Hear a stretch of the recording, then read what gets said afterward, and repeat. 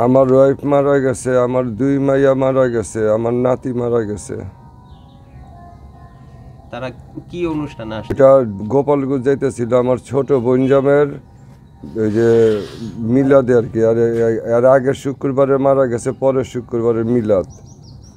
বাসাতে বাইরেছে 10:30টায়। পরে আল্লাহ আমারে খবর দিছে যে অ্যাক্সিডেন্ট করছে।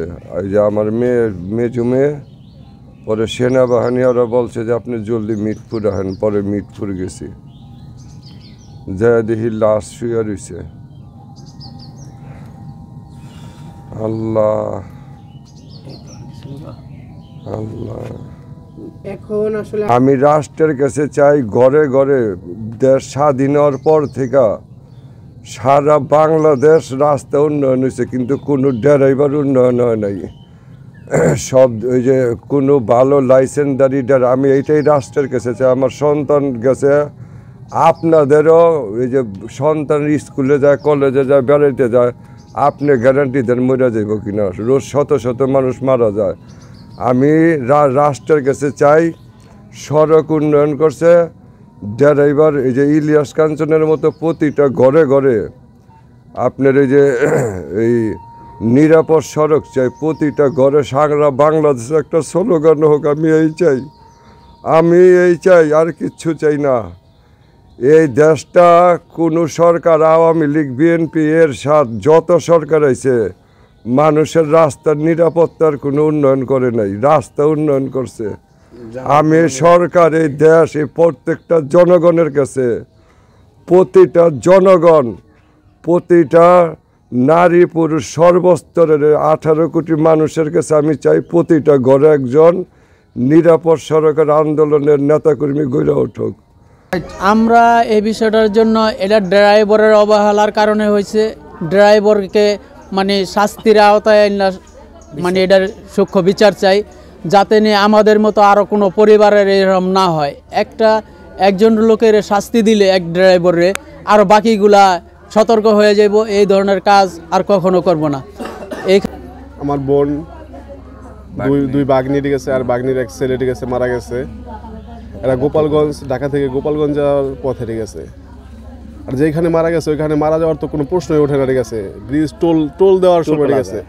এইখানে তো সবাই নিরাপদে হিসাবে গেছে, কেন ওই জায়গায় গাড়ি স্লো করে যায় গেছে, গাড়ি টোল দেওয়ার সময় গেছে। এখানে আমি অন্তর্বর্তী সরকারের কাছে সুষ্ঠু বিচার চাই গেছে, যেন প্রত্যেক ড্রাইভারের গেছে লাইসেন্স দক্ষতা তদন্ত করে গেছে। আমার ননদের এক বড় মেয়ে, ছোট মেয়ে আর এর নাতি, এই 4 জন মারা গেছে। আমরা এদের সবার বিচার চাই। আর 4 জন অসুস্থ, এরা ক্লিনিকে আছে। আমরা বিচার চাই, আপনারা সূক্ষ্ম বিচার করে দেন। আমাকে সব শেষ করে দিছে, আমার পরিবারটা, ফ্যামিলিটা সব শেষ করে দেওয়া গেছে।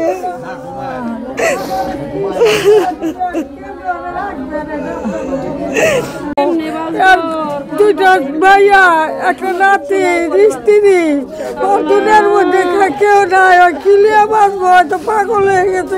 কি সান্ত্বনা দিবেন আপনারা? কেমনে বাঁচবো, কি করবো, কি করবো? এটা কর, সন্তান গেল, নাতি গেল, স্ত্রী গেল, সংসার গেল। ওই করবো নাকি আমরা? করব কি? আরে কি করে বাঁচাবো? কখন আপনারা